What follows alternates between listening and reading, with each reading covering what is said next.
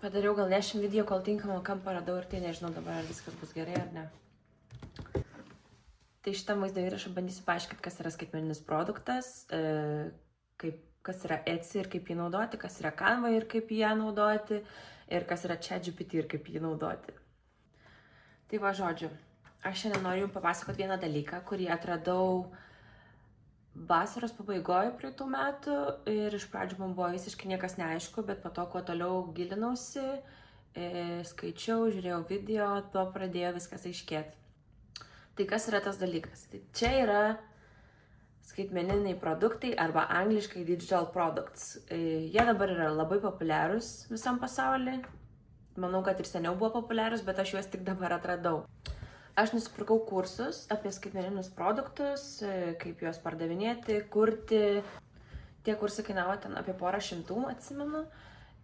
Bet juos pabaigus, ten tiesiog buvo daug skaitimo ir pagal pažingsniui surašyta, kaip ten, tarkim, susikurti Etsy parduotuvę arba dar kažką. Bet po tų kursų man vis tiek reikėjo dar daug ieškoti internete informacijos, per YouTube labai daug video žiūrėti, nes vis tiek nebuvo aišku, kas yra tas iki galo skaitmeninis produktas ir kaip jį kur pardavinėti ar vienu žodžiu. Tai šiandien aš jums papasakosiu trumpai, ką aš pati darau, kas yra tie skaitmeniniai produktai, nes ir draugai klausia, ir tėvai klausia, ir nelabai kas supranta, kas yra tie skaitmeniniai produktai. Tai bandysiu trumpai paaiškinti jums, kad patiems būtų aiškiau. Kas dar apie tai nesat girdėję ir nežinot. O kas žinot, tai galite komentaruose pridurti dar kokią nors papildomą informaciją, jeigu aš ko nors nepaminėsiu. Tai visų pirma, kas tas skaitmeninis produktas, arba angliškai digital product, nes angliškai žymiai yra daugiau informacijos. Lietuvių kalba, kai aš rugsėjo mėnesį ieškojau informacijos apie skaitmeninius produktus, tai jos beveik iš viso nėra. Tai žiūrėjau labai daug visokių YouTube video anglų kalba apie digital products, tai užsienį šitas dalykas yra labai populiarus ir jau tikrai ne pirmus ir ne antrus metus, bet kaip žinom, į Lietuvą viskas ateina šiek tiek vėliau. Nebent čia aš tik tai vėliau sužinojau, bet aš manau tikrai, kad yra nemažai žmonių, kurie iš viso nežino, kas tas yra. Tai, tarkim, aš atsidarau Canva programėlę. Per Canva galima kurti visokius kvietimus, ten spalvinimo knygutes, vestuvių planuoklius, elektroninės knygas, receptų knygas, žodžiu, viską, ką jūs sugalvojat. Ir per Canva sukuriat, ten visai padidinti galima, dar kažką, ir tada įkeliat tą savo sukurtą skaitmeninį produktą į, tarkim, Etsy parduotuvę. Ir viskas, ir čia yra jūsų skaitmeninis produktas, digital product, kurį pardavinėjat Etsy programėlėje. Etsy yra parduotuvė, gal dabar jau mačiau, kad žmonės sako, kad čia vos ne kaip pradeda Etsy virsti į AliExpress ar Temu, bet tai nėra tas pats. Etsy kelia žmonės savo įvairius rankdarbius, ten, nežinau, tarkim, aš seniau naudojau Etsy savo žvakiam pardavinėti. Ten kiti žmonės piešia paveikslus pardavinėja, kiti ten siuva pardavinėja. Žodžiu, Etsy yra tiesiog didelė rankdarbių parduotuvė. Bet per Etsy taip pat galima pardavinėti ir skaitmeninius produktus. Tai susikurti tą parduotuvę nėra sunku, tiesiog nueinat į etsy.com, susikuriat paskyrą, ten viską susitvarkot, visus savo banko duomenis susitvarkot, nusistatot ten parduotuvės politiką ir jūs jau turit parduotuvę. Gal sudėtingiausias dalykas, kas yra ir man, kaip sugalvoti tą skaitmeninį produktą, kurį žmonės pirktų. Tai visų pirma, reikia susigalvoti savo nišą. Ką aš noriu kurti, ką aš galvoju, kad žmonės mėgtų. Tai aš bandžiau visko, ir vestuvių kvietimai, ir vestuvių planuokliai, ir tiesiog kvietimai visokius ten renginius, tarkim, Halloweenas, padėkos diena ar dar kažkas. Marškinėliam dizainus ir dar spalvinimo knygutes. Tai paskutinis dalykas, ką aš dariau, yra spalvinimo knygutės ir man nupirko šeštadienį, dabar yra kovo 4, man nupirko berods kovo 1 vieną spalvinimo knygutę, kažkokia moteris iš Amerikos. Bet ten, aišku, kaina buvo 99 centai pas mane, nes aš pritaikius ir nuolaidą ir visą kitą. Tai iš tų 99 centų nieko čia labai nėra daug, bet parodo, kad įmanoma. Tai dabar aš nusprendžiau, kad aš šį mėnesį, kovo mėnesį, kiekvieną dieną bandysiu kuo daugiau prikurti tų spalvinimo knygučių.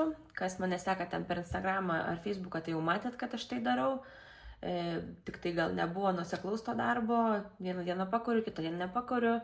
Tai dabar bandysiu kiekvieną dieną kurti daug, atsižvelgsiu į tą savo knygelę, kurią nupirko, kokius raktažodžius aš ten dėjau, kodėl būtent ją rado, kodėl būtent ją nupirko ir pagal ją darysiu ir kitas knygelės ir žiūrėsim per mėnesį laiko, ar pasiteisins, ar bus kažkoks rezultatas ir tada mėnesio gale aš jums pasakysiu, kiek pavyko man uždirbti.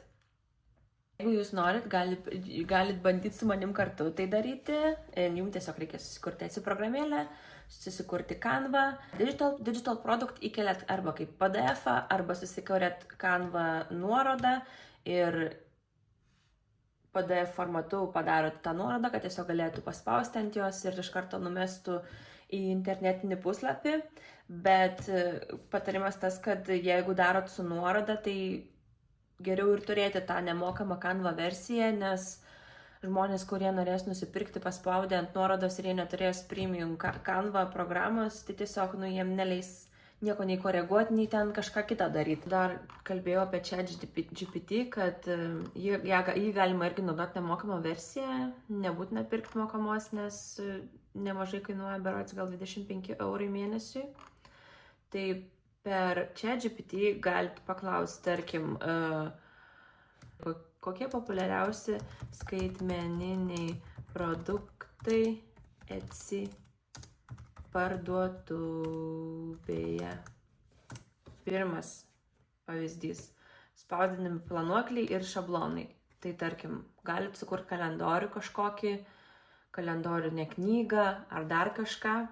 Tada yra CV ir motyvacinio laiško šablonai, vestuvių ir renginių kvietimai, spalvinimo knygelės suaugusiam ir vaikam ir socialinių tinklų šablonai. Šito aš niekada nesu bandžius, nes nelabai dar suprantu, kaip tą daryti, bet kiek žiūrėjau visokių video, tai šitas dalykas tikrai labai populiarus yra. Tai va, susigalvojat kažkokią nišą, per Canva sukuriat, įkeliat į Etsy programėlę ir viskas, ir parduodat. Ir taip gali būti jūsų tiesiog papildomas uždarbis kiekvieną mėnesį. Aišku, svarbu sudėti tinkamus keywordus, ten SEO, viską susitvarkyti, nes nebus taip, kad jūs dabar įkelsit produktą ir iš karto jį pradės pirkti. Čia vienetiniai atvejai būna, nebent pataikot ten kažkokį gerą algoritmą ir pradeda pirkti, bet iš mano patirties, tai tikrai nėra taip lengva, nes sakau, nupirko vieną knygutę, čia nežinau per kiek laiko. Kai susigalvojat kažkokį produktą, galite patį Etsy paiešką parašyti ten, tarkim, wedding planners ir pažiūrėti, kaip žmonės pateikia tą produktą, pasižiūrėti paveiksliuką ten tą pagrindinį, nes vis tiek, kai jūs patys perkat kažkokią prekę, atkreipiat dėmesį į pačią pirmą nuotrauką. Jeigu užkliūna už akių, atidarot skelbimą, žiūrit toliau daugiau informacijos apie tą produktą, jeigu ne, tai ne tada. Tada reikia atkreipti dėmesį į pavadinimą, nes raktažodžiai pavadinime ir išmeta jūsų produktą į pačią paieškos pradžią. Pavyzdžiui, kai dabar kuriu tos produktus, aš visą laiką pasižiūriu per patį Etsy panašų produktą, kaip žmonės yra pateikę nuotraukas, koks yra pavadinimas, aprašą pasiskaitau ir tas idėjas panaudoju ir savo, aišku, skelbimui. Everbee Best Products to Sell on Etsy. Tai per šitą linką aš įdėsiu jį į dėžutę. Per šitą linką jūs galit susirasti, kas yra labiausiai parduodama Etsy programėlėje, kas daugiausiai uždirba iš to, tiesiog naudinga informacija. Bandžiau paaiškinti, kuo trumpiau, kuo lengviau, nežinau ar gavos, bet trumpai apibendrinant, tai tiesiog jums reikia susikurti Etsy, susikurti Canva, ChatGPT tiesiog prisijungiat, irgi tarkim susikuriat, visi šitie 3 dalykai, jie gali uždirbti jums tikrai didelius pinigus, tiesiog nesitikėkit greitos sėkmės, nes tai būna tikrai labai retai ir rezultatai ateina per ilgą ir nuoseklų darbą. Nes aš kiek žiūrėjau tų video visokių, tai tikrai uždirbti įmanoma, nes ir iš tos moters, kur aš pirkau kursus, jinai per mėnesį uždirba apie 10 000, aišku, jos tie produktai, manau, yra tikrai, nes aš nesu mačiusi jos produkto jokio, jinai nebuvo įkėlus kaip pavyzdžio, bet aš manau, kad jos produktai yra tikrai stiprus, nes, pavyzdžiui, pirmuose ten Etsio, kai atsidarai Etsio, ten parašai, tarkim, vaikiška ten kokią nors knygelę. Aišku, viskas yra anglų kalba. Vaikiška knygelė ir tu matai ten pirmas skelbimas ir ten pardavimų parduotuvė turi, tarkim, 10 000 pardavimų. O produkto vidutinė kaina kokie 20 eurų. Nu tai faktas, kad uždirbti manoma. Tik tai dar yra tas, kad pats Etsy ima procentą nuo pardavimo. Dar yra Etsy Ads, šito nerekomenduoju rinktis. Čia yra tas, kad tiesiog tu sumokė Etsy kažkokią pinigų sumą ir jis meta daugiau tavo parduodamų dalykų pačioj paieškoj, bet kiek aš bandžiau ir kiek skaičiau visokiose grupėse ar dar kažką, tai čia tikrai labai neapsimoka, nes man bent jau pačiai tai nieko nepavyko per Etsy Ads parduoti, nes dabar, kai pardaviau kovo 1 tą savo vieną produktą, tai Etsy Ads buvo išjungta. Tiesiog žmogus mane kažkaip susirado, tikriausiai per tus visus CEO, per keywordus. O po to, kai skaičiau grupiai, ir nes yra daug lietuviškų, angliškų grupių apie Etsy parduotuvės ir būtent digital products, tai žmonės viską, ką uždirba, tai viską po to ir sumoka tiem Etsy Ads. Tai šito dalyko tikrai nerekomenduoju. Per kur aš reklamuoju savo tus produktus, tai vienas dalykas yra galit kelti į Pinterestą, padaryti kaip piną, įkelėte ten tą foto savo, paveiksliuką kažkokį produkto ir linką, tada per Instagramą, per Facebooką, per TikToką, per visur galit reklamuoti, nes čia yra internetas, nieks jums neuždraus reklamą savo daryti.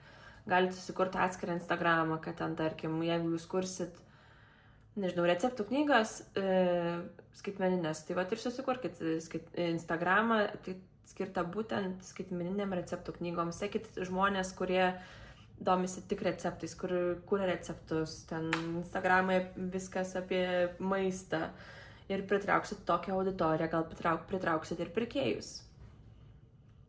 Manau, kad galimybių dabar užsidirbti per internetą mum yra labai daug, reikia tik jų ieškoti ir bandyti. Tai kas norit, jungitės kartu su manim, bandykit kurti tuos skaitmeninius produktus ir aš tikiuosi, kad ir jum ir man pavyks ir užsidirbsim milijonus. Sunku dabar, kai viską pasakiau, sunku pagalvoti, ar dar kažko nepaminėjau, nes ir šiaip tiesiog labai viską abstrakčiai papasakojau, kad susidarytų šioks toks vaizdas, tai jeigu kas nors neaišku, galite tada rašyti komentarą, galite parašyti man į Instagramą, aš visada atrašysiu, patarsiu, gal jūs man kažką patarsit, gal aš kažko pati dar nežinau, nes tikrai neįmanoma visko žinoti ir dar kai aš pati visai nauja ir šviežia šitose dalykuose, tai manau, kad yra tikrai yra žmonių, kurie daugiau žino negu aš, tai jeigu jūs esate iš tų žmonių, prašau patarkite ir man kažką, nes manau tikrai būtų naudinga. Ir tada šį visą kovo mėnesį aš kursiu tas knygeles ir fiksuosiu savo progresą kažkokį, ar ne progresą, ar kažkas perka ar neperka. Ir tada jums po mėnesio laiko duosiu žinot, ką aš uždirbau. Tai taip pat jūs irgi galite pradėti kurti, fiksuoti progresą ir tada duoti žinot man. Savo firminį atsisveikinimo vietai. Tai tikiuosi jums patiko video. Kaip visada turėjau techninį nesklandumų, bet tikiuosi pavyko suprasti, ką norėjau pasakyti. Tai jeigu dar turite klausimų, aš jų lauksiu ir ačiū, kad žiūrėjote ir iki.